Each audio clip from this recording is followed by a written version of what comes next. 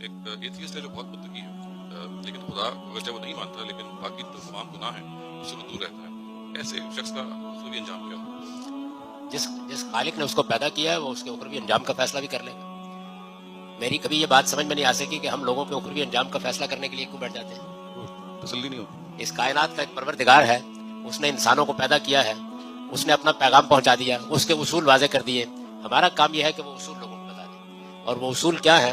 آپ یہ دیکھیے کہ قرآن مجید نے یہ بتایا ہے کہ آخرت میں اللہ تعالیٰ کے یہاں نجات پانے کے لیے انسانوں کو 3 حصوں میں تقسیم کر دیا گیا ہے۔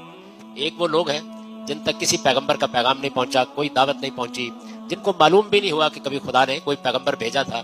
ان کے بارے میں اللہ تعالیٰ یہ کہتے ہیں کہ میں نے ان کے وجود میں یہ شعور ڈال دیا ہوا ہے کہ میں ان کا پروردگار ہوں، اور میں نے ان کو اخلاق کی احساس دیا ہے، برائی اور بھلائی کا احساس۔ فَأَلْهَمَهَا فُجُورَهَا وَتَقْوَاهَا، یہ 2 چیزیں میں نے ان کو دی ہیں، دونوں ہی کی بنیاد پر قیامت میں پوچھوں۔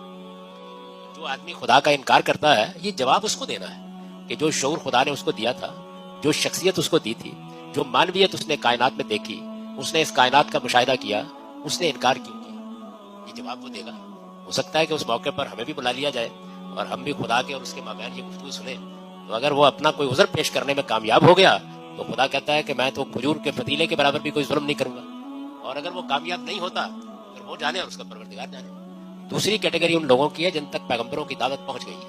ان کے بارے میں یہ بتایا ہے کہ چونکہ پیغمبروں نے آ کر یہ کہہ دیا ہے کہ قیامت آنے والی ہے تو ان سے قیامت کے بارے میں بھی سوال ہوگا۔ اور تیسری کیٹیگری ان لوگوں کی ہے جن تک محمد الرسول اللہ صلی اللہ علیہ وسلم کی دعوت پہنچ گئی، پیغام پہنچ گیا، ان پر واضح ہو گیا کہ آپ خدا کے پیغمبر کی حیثیت سے آئے ہیں، ان سے آپ کے بارے میں بھی سوال کیا۔